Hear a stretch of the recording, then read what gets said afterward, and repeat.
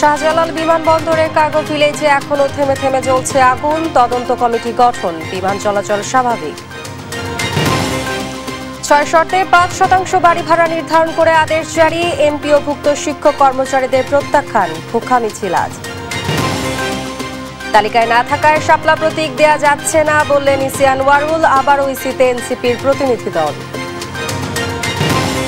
মৃত্যুদণ্ডের আসামিকে কন্ডেম সেলে রাখা নিয়ে হাইকোর্টের রায়ের বিরুদ্ধে রাষ্ট্রপক্ষের আপিল, ২৮ অক্টোবর হবে শুনানি। জুলাই সনদ সই, গণতন্ত্রের পথে অগ্রগতি বাস্তবায়নের ওপর নির্ভর করবে সাফল্য, অভিমত রাজনৈতিক বিশ্লেষকদের। আগামী দিনে যারা রাষ্ট্র ক্ষমতায় আসবেন তারা যখন এটিকে বাস্তবায়ন করতে যাবেন তখন এই নোট অফ ডিসেন্টের ব্যাপারটি তো থাকবে এখানে। নো কিং স্লোগানে যুক্তরাষ্ট্রে বিক্ষোভ, ২৬০০-এর বেশি সমাবেশ ও র্যালি, উগ্রবাদী আন্দোলন বলছেন ট্রাম্প সমর্থকরা। এবং প্রিমিয়ার লিগে রাতে লড়বে লিভারপুল ম্যানচেস্টার ইউনাইটেড, লা লিগায় গেতাফের বিপক্ষে মাঠে নামবে রিয়াল মাদ্রিদ।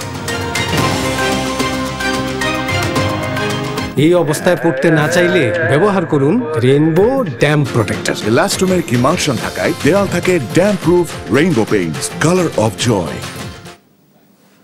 দেখছিলেন শিরোনাম, সঙ্গে আছি আমি শায়লা খন্দকার। এবারে বিস্তারিত। হযরত শাহজালাল আন্তর্জাতিক বিমানবন্দরের কার্গো ভিলেজে এখনো থেমে থেমে জ্বলছে আগুন। নিয়ন্ত্রণে থাকা আগুন পুরোপুরি নেভাতে বেগ পেতে হচ্ছে ফায়ার সার্ভিসকে।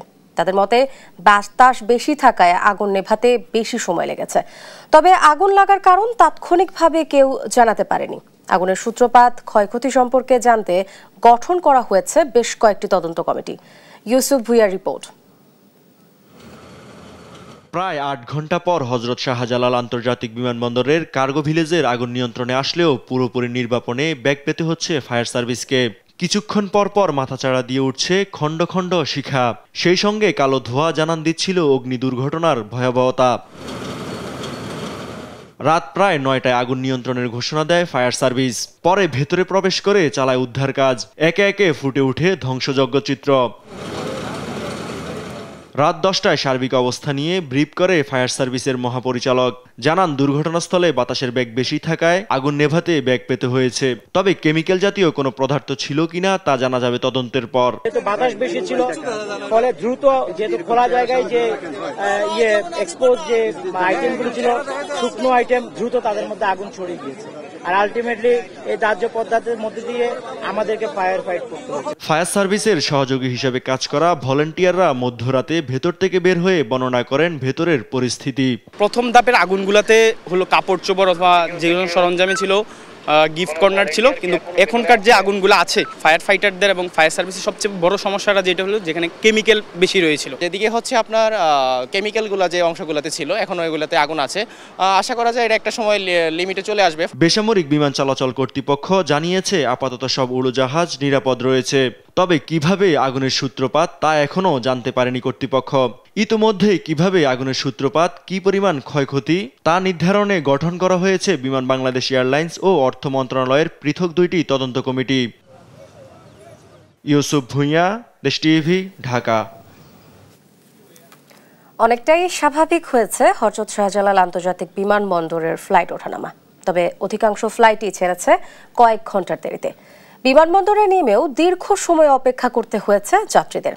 তবে কিছু ফ্লাইটের যাত্রী এসেছেন অনেকটাই স্বাভাবিক সময়ে। হাসান আল মাহমুদের রিপোর্ট। স্বাভাবিক অবস্থায় ফিরেছে হযরত শাহজালাল আন্তর্জাতিক বিমানবন্দর। তবে 7 ঘন্টা বন্ধ থাকা ফ্লাইটের ধকল টানতে হচ্ছে সবাইকে। নির্ধারিত সময়ের কয়েক ঘন্টা পর ছেড়েছে অনেক ফ্লাইট, এতে কিছুটা ভোগান্তি হয়েছে যাত্রীদের। শিডিউল আলহামদুলিল্লাহ ভালো, শিডিউল মিস হয় নাই, তবে একটু লেট হয়েছে।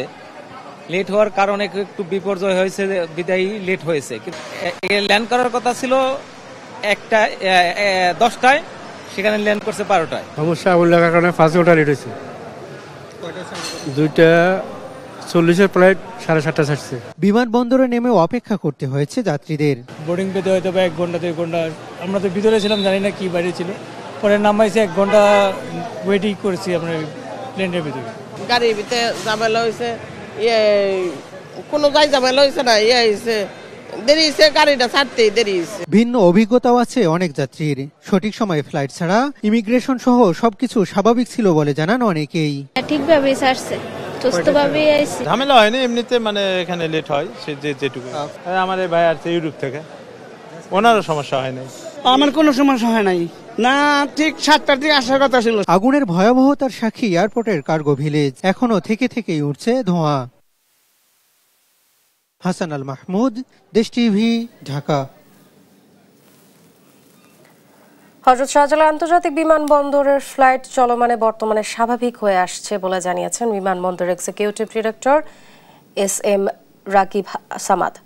রোববার দেশ টিভির সঙ্গে মোবাইল ফোনে আলাপকালে এসব কথা বলেন তিনি বলেন, বিকল্প উপায়ে দ্রুত আমদানি পণ্য ব্যবস্থাপনার কার্যক্রম চালিয়ে যাওয়ার চেষ্টা করা হচ্ছে। যাত্রীদের ভোগান্তির ব্যাপারে তিনি বলেন, যেসব ফ্লাইট বিকল্প রুটে পাঠানো হয়েছিল তাদের কিছুটা কষ্ট হয়েছে, তবে আগুন নিয়ন্ত্রণে আসার পর সে ফ্লাইটগুলো ফিরে এসেছে। আগুনের ঘটনায় যাত্রীদের ভোগান্তি হলেও বর্তমানে ফ্লাইট অপারেশন স্বাভাবিকভাবে চলছে বলেও জানান তিনি। কার্গো ভিলেজের কিছু জায়গায় এখনো জ্বলতে থাকা আগুন কবে নাগাদ নিভতে পারে এমন প্রশ্নের জবাবে আজকের মধ্যে আগুন নিভবে বলে আশা জানান তিনি। অগ্নি নির্বাপনে ফায়ার সার্ভিস কর্মীদের প্রবেশে বাধার অভিযোগের ব্যাপারে তিনি বলেন, এসব অভিযোগ ভিত্তিহীন ও বিভ্রান্তিকর। আপাতত ইম্পোর্ট কার্গো তো এখন একটু ব্যাহত হবে, বাট আমরাও কন্টিনজেন্সি একটা তৈরি করেছি। আমরাও এখান থেকে অপারেশনটা সীমিত স্কেলে ইনশাল্লাহ চালানোর একটা পরিকল্পনা আছে আমাদের। আমি নিজে ফায়ার সার্ভিসে, যখন ইনসিডেন্টটা হয়, আমি নিজে ফায়ার সার্ভিসের ডেপুটি ডিরেক্টরকে কল করে আমি নিজে তাদেরকে জানাই এবং তাদের টিম পাঠানোর জন্য অনুরোধ করি। তো আমি যখন নিজে অনুরোধ করেছি তখন এইখানে আসলে আমার কাছে ওই বিষয়টা খুব নিজের কাছেই বিভ্রান্তিমূলক লেগেছে যে তাদেরকে ঢুকতে দেওয়া হয় না। এটা ঢুকতে দেওয়া হবে না কিসের জন্য? একটা ন্যাশনাল ক্রাইসিস যখন আমরা হ্যান্ডেল করছি, সব এজেন্সি এখানে এসেছে, আমরা তাদেরকে সাধুবাদ জানাচ্ছি এবং তাদেরকে আমরা দর্শক, শাহজালাল বিমানবন্দরের কার্গো ভিলেজে আগুনের সবশেষ পরিস্থিতি জানাতে সরাসরি যুক্ত হচ্ছেন সহকর্মী হাসান আল মাহমুদ। হাসান, আগুন পুরোপুরি নিভেছে কিনা এবং আমাদের আরো জানাবেন তদন্ত কমিটির কোনো তৎপরতা আপনার চোখে পড়েছে কিনা?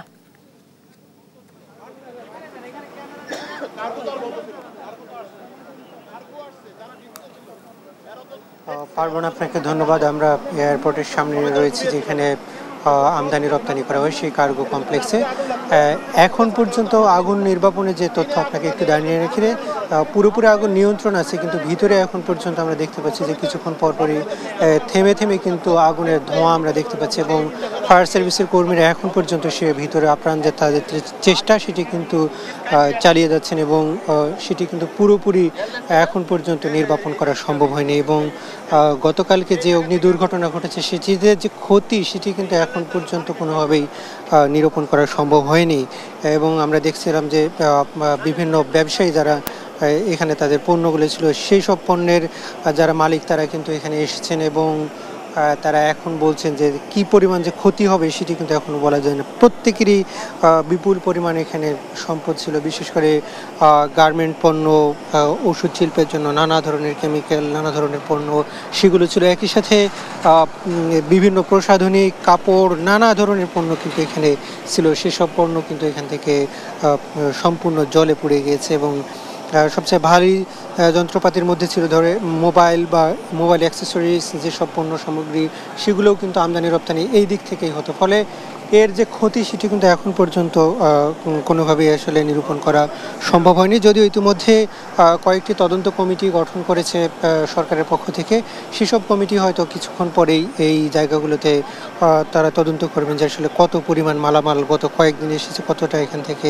ডেলিভারি হয়ে তাদের নির্দিষ্ট কাস্টমারের কাছে গিয়েছে, সেটি হয়তো আমরা আরও হয়তো বেশ কিছু সময়ের পরে পাবো। তবে এর যে অর্থনৈতিক ক্ষতি সারা দেশে সেটি কিন্তু অনেক বেশি হবে এবং আগামী কয়েকদিন পরেই কিন্তু এর প্রভাবটা পড়তে থাকবে। কারণ এখান থেকেই কিন্তু যেসব গার্মেন্ট পণ্য আসে সেগুলো কিন্তু গার্মেন্টসে নির্ধারিত গার্মেন্টসে যায়, সেখানে কিন্তু আবার সেগুলো কাপড় উৎপাদন হয়ে আবার সেগুলোই কিন্তু রপ্তানি হয়ে থাকে। এবং একই সাথে যেসব রপ্তানিযোগ্য পণ্য এখানে নিয়ে আসা হয়েছিল, যেগুলো রপ্তানির অপেক্ষা ছিল, অর্থাৎ এগুলোর যে নির্ধারিত বায়ার তারা কিন্তু নির্দিষ্ট জায়গায় অপেক্ষা করছিল যে আগামী হয়তো 2-1 দিনের মধ্যে তারা হাতে পাবেন, সেটি কিন্তু এখন আর হচ্ছে না। সেটি নতুন করে হয়তো প্রোডাকশনে যেতে হবে, এর র মেটেরিয়াল সেগুলো দেশের বাইরে থেকে নিয়ে আসতে হবে, তারপরে সেগুলো উৎপাদন করে কাস্টমারের কাছে দিতে হবে। সেটি কিন্তু নিঃসন্দেহে সময় সাপেক্ষ। সেটি আসলে কতটুকু সম্ভব হবে সেটিও কিন্তু বলার অপেক্ষা রাখে না যে অনেক সময় লাগবে, সেটি হয়তো অনেক ক্ষেত্রে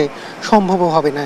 তো এই যে পুরো প্রক্রিয়া সেটি কিন্তু পুরো অর্থনীতিতে বড় একটি প্রভাব ফেলবে, এবং যেহেতু এই কার্গো কমপ্লেক্সটি পুরো বাংলাদেশের অর্থনীতির একটি বড় নিয়ামক, এখানের এই কার্গো কমপ্লেক্সের মধ্য দিয়েই কিন্তু বাংলাদেশের এয়ারপোর্টের যেসব রপ্তানি আমদানি হয়ে থাকে সেটি কিন্তু নিয়ন্ত্রণ করা হতো। এবং যেহেতু বাংলাদেশের একমাত্র, অর্থাৎ এর বাইরে শুধু চট্টগ্রাম এবং বেশ কিছুদিন আগে 1-2 মাস আগে কিন্তু সিলেটে আরেকটি কার্গো খোলা হয়েছে যেখানে রপ্তানি আমদানি করা সম্ভব হবে। অর্থাৎ পুরো বাংলাদেশের যে রপ্তানি আমদানি হয় সেটির কিন্তু সিংহভাগই কিন্তু ঢাকা এয়ারপোর্টের, অর্থাৎ এই কার্গো থেকেই কিন্তু করা হতো। ফলে এখন আপনাকে যদি একটু দেখেন যে কিছুক্ষণের মধ্যেই কিন্তু এখান থেকে ধোঁয়া ছিল না, আবার কিন্তু নতুন করে এই ধোঁয়া ভিতর থেকে উঠছে। অর্থাৎ ফায়ার সার্ভিসের কর্মীরা গতকালকে থেকে প্রায় 24 ঘন্টা হতে চললো, এখন পর্যন্ত কিন্তু তারা সর্বোচ্চ চেষ্টাটুকু করেও কিন্তু কোনোভাবেই নিয়ন্ত্রণ করতে পারেনি। আমরা দেখেছি গতকালকে কিন্তু প্রায় 37টি টিম এখানে ফায়ার সার্ভিসে তারা অংশ নিয়েছিলেন, এবং একই সাথে সেনাবাহিনী, বিমান বাহিনী, নৌবাহিনী, আনসার, পুলিশ, বিজিবির সব বাহিনীর সদস্যরাই কিন্তু এখানে এনফোর্স করা হয়েছিল। তারা সর্বোচ্চ তাদের জায়গা থেকে চেষ্টা করেছে, কিন্তু এখন পর্যন্ত কিন্তু সেটি নিয়ন্ত্রণ করা সম্ভব হয়নি। এই ক্ষেত্রে এই যে কাস্টমস কর্তৃপক্ষ এবং এই কার্গো যারা নিয়ন্ত্রণ করেন তাদেরও কিন্তু কিছুটা গাফিলতি ছিল বলে এখানকার যারা ফায়ার সার্ভিসের কর্মকর্তা এবং যারা ভলান্টিয়ার বিভিন্নভাবে কাজ করেছিলেন তারা কিন্তু বলছিলেন। এবং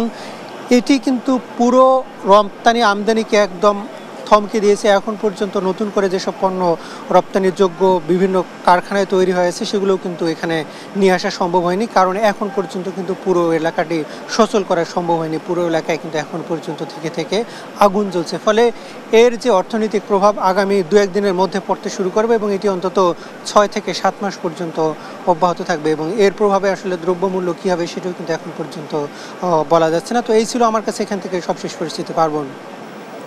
ধন্যবাদ হাসান। শাহজালাল আন্তর্জাতিক বিমানবন্দর থেকে আমাদেরকে সবশেষ পরিস্থিতি জানাচ্ছিলেন আমাদের সহকর্মী। বেসরকারি শিক্ষা প্রতিষ্ঠানের এমপিওভুক্ত শিক্ষকদের সর্বোচ্চ 5% এবং সর্বনিম্ন 2000 টাকা হারে বাড়ি ভাড়া নির্ধারণ করে আদেশ জারি করেছে অর্থ মন্ত্রণালয়।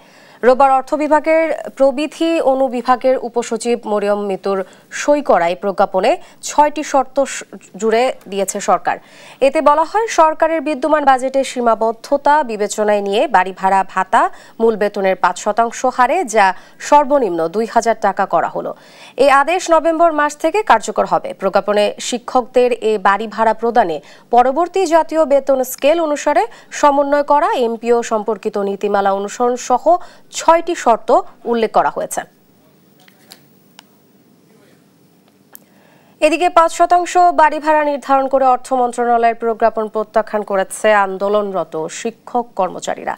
3 দফা দাবি আদায়ে টানা 8ম দিনের মতো কেন্দ্রীয় শহীদ মিনারে অবস্থান করছেন তারা। দাবি আদায়ে শিক্ষা ভবন অভিমুখে ভুখা মিছিল কর্মসূচি ঘোষণা করেছেন আন্দোলনরত শিক্ষকরা। এর অংশ হিসেবে খালি থালা হাতে নিয়ে মিছিলে অংশ নেবেন তারা। দুপুরে কর্মসূচি শুরু হওয়ার কথা রয়েছে।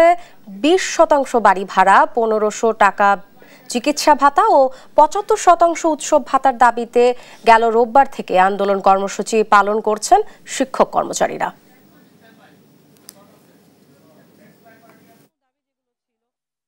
সেটা বাড়ি ভাড়া 1000 টাকা সম্ভব না, এবং 500 টাকা চিকিৎসা ভাতা এটা সম্ভব না, এটা আমরা 50 টাকা চাচ্ছি। আর উৎসব ভাতা 75% চাচ্ছি। এবং সরকার যদি আমাদের 20% বাড়ি ভাড়া আজকেই প্রজ্ঞাপন জারি করে, শনিবারে ক্লাস নিয়ে বা বিশেষ ক্লাস নিয়ে এরকম শুক্রবারে জুমার নামাজের পরে আমরা ক্লাস নিয়ে সেটা পুষিয়ে দেব। যদি আমাদের থালা কর্মসূচিতে সরকারের টনক না নড়ে তাহলে আমরা মার্চ টু যমুনা কর্মসূচির দিকে এগোবো।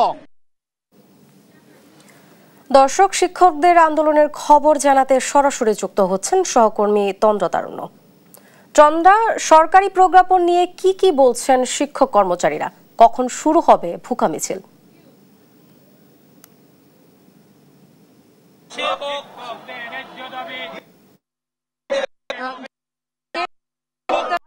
শতাংশ আসলে করা হয়েছিল সেটি কিন্তু আসলে সেটি প্রত্যাখ্যান করেছে এবং সেটি প্রত্যাখ্যান করে আসলে সেগুলো তাদের জনসংখ্যা চালিয়ে যাচ্ছে এবং তারা যেটি বলছেন যে আসলে এসে অর্থাৎ 8 দিন ধরে আসলে যেটি বলছেন যে আসলে 8ম দিনে এসে অর্থাৎ 8 দিন ধরে আসলে আন্দোলনের পর যদি আজকে আসলে আসলে বাড়ি ভাড়া বাড়ানো হয়, যেটি তারা আগে পেতে 1000 টাকা সেটি এখন শুধুমাত্র 2000 টাকা করা হয়েছে। এই 1000 টাকার জন্য তারা আসলে এই 8 দিন ধরে কিন্তু তারা আসলে তাদের আন্দোলন চালায়নি এবং এটি তারা আসলে অপমানজনক বলে তারা আসলে মনে করছেন বলে কিন্তু শিক্ষকরা জানিয়েছে এবং তারা কিন্তু তাদের অবস্থান এখন পর্যন্ত এখানে রেখেছে বজায় রেখেছে। তারা কিন্তু তাদের দাবি আদায়ে অনড় রয়েছে এবং তারা যেটি বলছে যে আসলে আজকে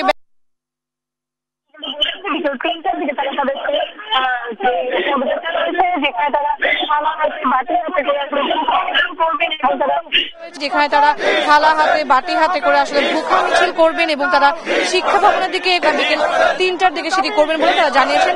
আমরা একটু চেষ্টা করবো একজনের সাথে একটু কথা বলা এবং জানতে চাই আসলে এই যে তাদের সাথে ভাইয়া একটু জানতে চাই যে আসলে আপনাদের এই যে 5% আসলে বলা হচ্ছে যে প্রজ্ঞাপন জারি করে, এই 5% আসলে আপনারা মেনে নেবেন কিনা সেটি প্রত্যাখ্যান যেহেতু করছেন, কেন করছেন সেটি একটু জানাবেন।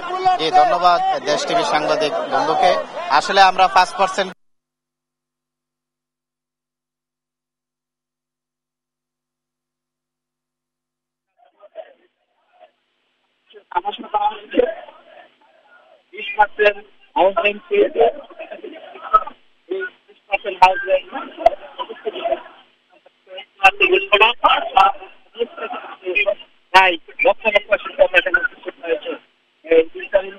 আপনাদের এবং আপনারা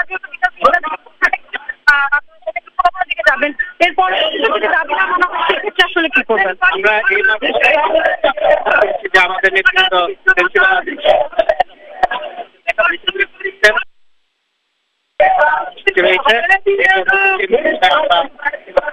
তারপরে আমাদের যমুনা ধন্যবাদ আপনাকে। যেমনটা বলছিলেন যে আসলে তাদের যে দাবিগুলো রয়েছে সেগুলো যদি না মানা হয় সেক্ষেত্রে তারা কিন্তু আসলে দাবি আদায়ের জন্য প্রয়োজনে তারা কিন্তু লং মার্চ যমুনা কর্মসূচি করবেন এমনটা কিন্তু তারা বলছেন এবং তারা যেটি বলছেন যে আসলে বিকেল 3টার তাদের যে দাবিগুলো সেগুলো না মানা হয় তারা কিন্তু পরবর্তীতে আসলে তারা শিক্ষা ভবনের দিকে যাবেন, ভুকা মিছিলও করবেন এবং যদি প্রয়োজন পড়ে সেক্ষেত্রে তারা আরো কঠোর আন্দোলনে তারা যাবে।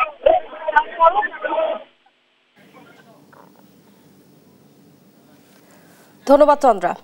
দর্শক, শহীদ মিনার থেকে শিক্ষক কর্মচারী আন্দোলন থেকে সরাসরি যুক্ত ছিলেন আমাদের সহকর্মী। সাংবিধানিক আইন ও বিধি অনুযায়ী প্রতীকের তালিকায় শাপলা না থাকায় তা দেয়া যাচ্ছে না বলে মন্তব্য করেছেন নির্বাচন কমিশনার আনোয়ারুল ইসলাম। রোববার সকালে সিলেট পুলিশ লাইন্সে নির্বাচনী দায়িত্ব সুষ্ঠুভাবে সম্পাদনের লক্ষ্যে পুলিশের দক্ষতা বৃদ্ধিতে আয়োজিত কর্মশালা উদ্বোধন শেষে সাংবাদিকদের তিনি একথা বলেন। এ সময় রমজানের আগেই নির্বাচন হবে বলে জানিয়ে বিতর্কিত কেউ নির্বাচনী দায়িত্বে থাকতে পারবে না বলেও জানান ইসি আনোয়ারুল ইসলাম। বিধি অনুযায়ী আমাদের তালিকায় যে মার্কাগুলো রয়েছে, যে প্রতীকগুলো রয়েছে, সেগুলোর মধ্যে যে প্রতীকটা চাচ্ছেন সেই প্রতীকটা না থাকার কারণে নির্বাচন কমিশন দিতে পারছে। নির্বাচন ফেব্রুয়ারিতে না হওয়ার মতো কোনো কাজ বা কোনো ঘটনা এখনো ঘটেনি এবং অনেক কিছুই মিডিয়াতে আসছে। এগুলো আশা রাখি এগুলো আমাদের নির্বাচনে কোনো প্রভাব পড়বে না। ফেব্রুয়ারি মাসে, রমজান মাসের আগে নির্বাচন অনুষ্ঠিত হবে। এদিকে প্রতীক নিয়ে ইসি সচিবের সঙ্গে বৈঠকে বসেছেন এনসিপি নেতারা। প্রতীক ইস্যুতে কমিশনকে সিদ্ধান্ত জানানোর আজই শেষ দিন। শাপলা প্রতীকের জন্য অনড় অবস্থানে থাকা দলটিকে বিকল্প প্রতীক নিতে বলেছে নির্বাচন কমিশন। সে বিষয়ে আলোচনা করতে বেলা 11টার দিকে দলের দক্ষিণাঞ্চলের মুখ্য সংগঠক হাসনাত আবদুল্লাহর নেতৃত্বে কমিশনে প্রবেশ করে এনসিপির 4 সদস্যের প্রতিনিধি দল। অন্যরা হলেন দলের মুখ্য সমন্বয়ক নাসির উদ্দিন পাটোয়ারি, যুগ্ম আহ্বায়ক খালেদ সাইফুল্লাহ ও যুগ্ম সদস্য সচিব জহিরুল ইসলাম মুসা। সিইসি অনুপস্থিত থাকায় কমিশন সচিবের সঙ্গে বৈঠকে বসছেন তারা। এই বৈঠকে প্রতীক ইস্যুতে চূড়ান্ত সিদ্ধান্তে আসতে পারে।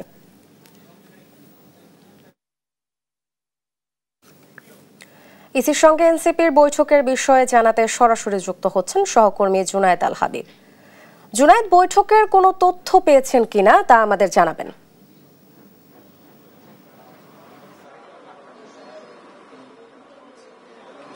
আসলে বেলা 11টার দিকে মূলত বৈঠকটি শুরু হয় এবং আজকে নির্বাচন কমিশনের প্রধান নির্বাচন কমিশনার যিনি রয়েছেন তিনি অনুপস্থিত থাকায় মূলত এনসিপি নেতারা বৈঠকে বসেছেন নির্বাচন কমিশনের সিনিয়র সচিব আক্তার আহমেদের সঙ্গে। প্রায় 1 ঘন্টা হয়ে গেল কিন্তু তাদের বৈঠক এখনো চলছে। তো বৈঠকের যে বিষয় আজকে মূলত আলোচনা হওয়ার কথা রয়েছে সেটি হচ্ছে তাদের প্রতীক নিয়ে মূলত আলোচনা হওয়ার কথা। আপনারা জানেন যে শাপলা প্রতীকে অনড় অবস্থানে রয়েছে জাতীয় নাগরিক পার্টি। যদিও নির্বাচন কমিশনের পক্ষ থেকে এর আগেই বলে দেওয়া হয়েছে যে শাপলা প্রতীক আসলে তাদেরকে বরাদ্দ দেওয়া সম্ভব হচ্ছে না, কারণ এটি নির্বাচন কমিশনের আসলে যে তফসিল রয়েছে সেই তফসিলে এই প্রতীকটি না থাকায় মূলত তাদেরকে এই প্রতীক দেওয়া সম্ভব হচ্ছে না।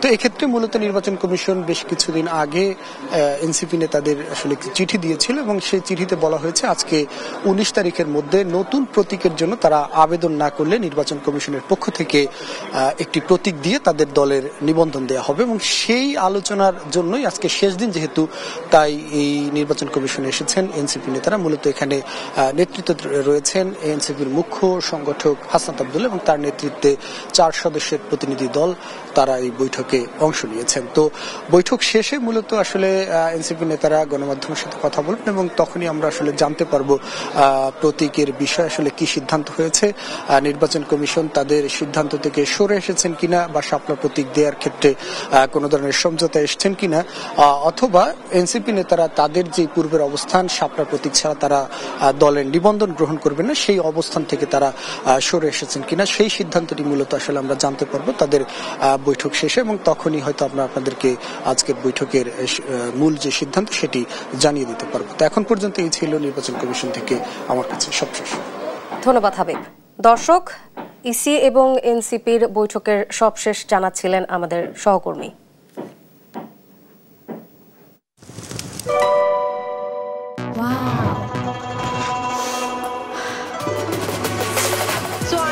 Thailand. Time for Thailand. Time for Tom Yum. Introducing Doodles. Tom Yum Shrimp Noodles. Doodles খান নাই তো নুডলসই খান নাই। দেখছেন সংবাদ দুপুর। জুলাই অভ্যুত্থানের বিরুদ্ধে বিএনপিকে দাঁড় করানোর চেষ্টা সফল হবে না বলে মন্তব্য করেছেন বিএনপির স্থায়ী কমিটির সদস্য সালাউদ্দিন আহমেদ। গুলশান কার্যালয়ে সংবাদ সম্মেলনে এই মন্তব্য করেন তিনি। ফেব্রুয়ারিতে নির্বাচন চায় না এমন কথা কোনো দল না বললেও এ নিয়ে সংশয় কেন, এমন প্রশ্ন তোলেন সালাউদ্দিন আহমেদ।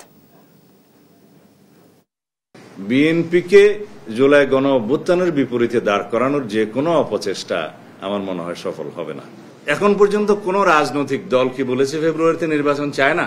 সবাই বলেছে ফেব্রুয়ারিতে নির্বাচন হতো ফেব্রুয়ারির প্রথমার্ধে। তো তাই যদি হয় তাহলে সংশয় থাকবে কেন? জুলাই সনদসই গণতন্ত্রের পথে এগিয়ে যাওয়ার এক ধাপ অগ্রগতি মনে করছেন রাজনৈতিক বিশ্লেষকরা।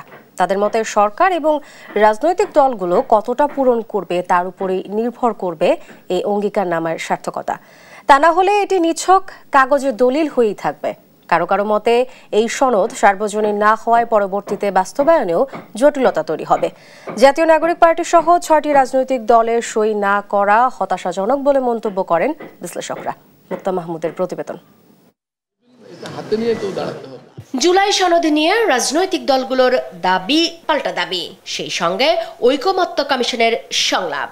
7 মাসের দীর্ঘ আলাপ আলোচনা শেষে শুক্রবার সই হয় জুলাই জাতীয় সনদ। এতে সই করে বিএনপি, জামায়াতে ইসলামী সহ 24টি রাজনৈতিক দল ও জোট।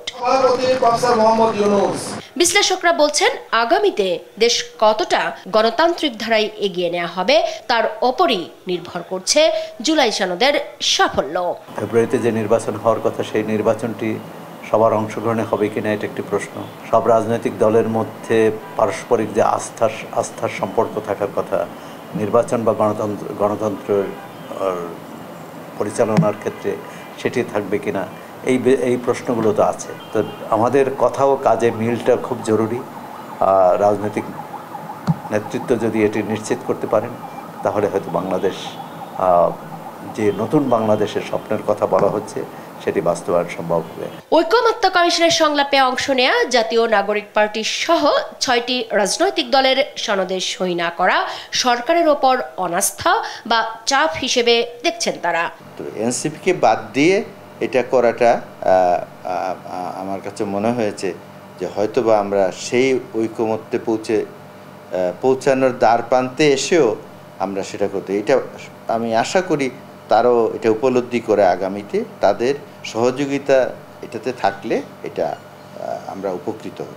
কেউ কেউ অবশ্য বলছেন জুলাই সনদে জনমানুষের আকাঙ্ক্ষা পূরণ হয়নি। তো এখানে আসলে বৃহত্তর ঐক্য দরকার, যতটা সম্ভব রাজনৈতিক যে মত পথ আছে সবাইকে বাংলাদেশের ফিউচার নিয়ে একমত হতে হবে। সনদের যেসব বিষয়ে আপত্তি আছে তা আলোচনার মাধ্যমে সমাধান সম্ভব বলে মনে করেন বিশ্লেষকরা। তবে যথাসময়ে নিষ্পত্তি না হলে তা সনদ বাস্তবায়নে বাধা হয়ে দাঁড়াতে পারে। যেগুলো বিতর্ক তৈরি করতে পারে বা বিতর্ক ইতিমধ্যে তৈরি করেছে সেগুলো যদি সংযোজন বিয়োজনের মধ্য দিয়ে পরিমার্জন করা হয় তাহলে আমরা আশা করি যে এটি আগামী দিনে বাংলাদেশ পরিচালিত হওয়ার একটা দলের হিসাবে সামনে আসবে। একটি প্রশ্ন থেকে যাচ্ছে যে আগামী দিনে যারা রাষ্ট্র ক্ষমতায় আসবেন তারা যখন এটিকে বাস্তবায়ন করতে যাবেন তখন এই নোট অফ ডিসেন্টের ব্যাপারটি তো থাকবে এখানে, এবং তারা যে দ্বিমত করেছেন এখানে সেটিও কিন্তু থাকবে। ফলে আমরা আসলে একটি সার্বজনীন ডকুমেন্ট আমরা প্রডিউস করতে পারি নাই। সংশয় শঙ্কা কাটিয়ে জুলাই সনদ বাস্তবায়নে একসঙ্গে কাজ করবে সব দল, এমনটাই প্রত্যাশা সবার। আমাদের মুক্তা মাহমুদ, দেশ টিভি, ঢাকা। ইসির সঙ্গে বৈঠক শেষে কথা বলছেন হাসনাত আব্দুল্লাহ। সরাসরি চলে যাচ্ছি সেখানে। নাকি আওয়ামী লীগের অংশগ্রহণ প্রয়োজন, মানে আপনি দেখেন এই পর্যায়ে উনি এই ধরনের কথা বলছেন যে আমি নাম ধরেই বলছি যে উনি বলেন আওয়ামী লীগের নাকি অংশগ্রহণ প্রয়োজন। তো সেই ক্ষেত্রে দেখেন আমরা আগের সময়ে এই ধরনের কমিশনে বসে রাজনৈতিক বক্তব্য বা এই ধরনের বক্তব্য অংশগ্রহণমূলক জনগণ একটা নির্বাচন অংশগ্রহণ করছে কিনা সেটির উপরে আসলে নির্ভর করবে নির্বাচন কি অংশগ্রহণমূলক হচ্ছে কি হচ্ছে না। তো সেই জায়গা থেকে আমরা নির্বাচন কমিশনের বর্তমান এই যে কার্যক্রম মার্কা নিয়ে আপনারা যে এই আচরণটা নির্বাচন কমিশনের দেখছেন, সারা জাতি দেখছে যে নির্বাচন কমিশন যেই ধরনের স্বেচ্ছাচারী, আমরা তো বললাম একটা ইনস্টিটিউশনাল অটোক্রেসি তৈরি করেছে, এবং তাদেরকে যখন আমরা জিজ্ঞেস করেছি কেন দিবেন না, এটার আইনগত ব্যাখ্যাটা কি, তারা বলছে যে ওই আছে না যে আজকে আমার মন ভালো নেই, যে মন চাইলেও না দিলাম না, এই টাইপের একটা যে ওনারা ব্যাখ্যা দিবেন না। মানে উনি জনগণের অর্থে পরিচালিত একটি প্রতিষ্ঠান, একটা সাংবিধানিক প্রতিষ্ঠান, সেটার কার্যক্রম বা সিদ্ধান্ত কি গ্রহণ করছে বা করছে না সেটার ব্যাখ্যা ওনারা জনগণের সামনে প্রকাশ করবেন না। তো এটা একটা স্বেচ্ছাচারী আচরণ আমাদের সামনে প্রকাশ করতে হবে, এবং আমরা এই নির্বাচন ফেব্রুয়ারিতে যেটি হওয়ার কথা আছে নির্বাচন কমিশনের বর্তমান কার্যক্রম পর্যালোচনা সাপেক্ষে আমরা এটা দৃঢ়ভাবে বিশ্বাস করি এই নির্বাচন কমিশন একটা অংশগ্রহণমূলক, একটা নিরপেক্ষ, একটা স্বচ্ছ, প্রতিনিধিত্বমূলক একটা নির্বাচন করার কোনো ধরনের কোনো যোগ্যতা নাই। এবং এই দর্শক, ইসির সঙ্গে বৈঠক শেষে কথা বলছিলেন হাসনাত আব্দুল্লাহ। আমরা সরাসরি যুক্ত ছিলাম সেখানে। মৃত্যুদণ্ডাদেশ চূড়ান্ত হওয়ার আগে ফাঁসির আসামিদের কন্ডেম সেলে বন্দী রাখা সংক্রান্ত হাইকোর্টের রায়ের বিরুদ্ধে রাষ্ট্রপক্ষের আপিল শুনানির জন্য আগামী 28 অক্টোবর দিন ধার্য করেছেন সর্বোচ্চ আদালত। রোববার বিচারপতি জুবায়ের রহমান চৌধুরীর নেতৃত্বাধীন আপিল বিভাগ এই দিন ধার্য করেন। এর আগে 2024 সালের 15 মে মৃত্যুদণ্ডাদেশ চূড়ান্ত হওয়ার আগে ফাঁসির আসামিদের কন্ডেম সেলে বন্দী রাখা যাবে না এই রায় স্থগিত করেন হাইকোর্ট। পরে রায়ের বিরুদ্ধে আপিল করে রাষ্ট্রপক্ষ। এর আগে 2024 সালের 13 মে মৃত্যুদণ্ডাদেশ চূড়ান্ত হওয়ার আগে আসামিদের কন্ডেম সেলে বন্দী রাখা অবৈধ ও বেআইনি ঘোষণা করেন হাইকোর্ট।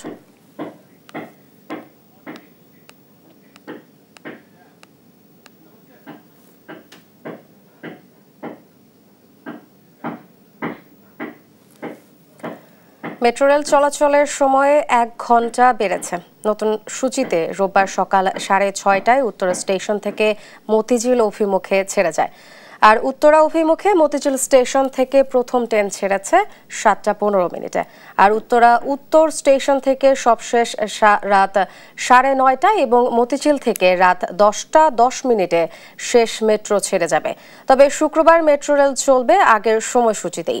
যাত্রীদের সুবিধায় 1 ঘন্টা বাড়তি মেট্রো পরিচালনার সিদ্ধান্ত নেন DMTCL।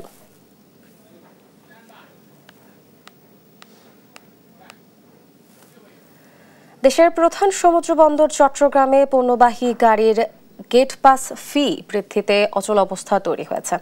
বর্ধিত ফি প্রত্যাহারের দাবিতে C&F এজেন্টরা পালন করছেন 4 ঘন্টার কর্মবিরতি। একই দাবিতে কর্মসূচি ঘোষণা করেছে আন্তঃজেলা ট্রাক মালিক সমিতি। এদিকে পোর্ট ইউজার্স ফোরাম আয়োজিত প্রতিবাদ সভায় 1 সপ্তাহের মধ্যে নতুন ট্রাফিক সমস্যার সমাধান না হলে চট্টগ্রাম বন্দর বন্ধ করে দেওয়ার হুঁশিয়ারি দেন ফোরামের সভাপতি আমির হুমায়ুন মাহমুদ চৌধুরী।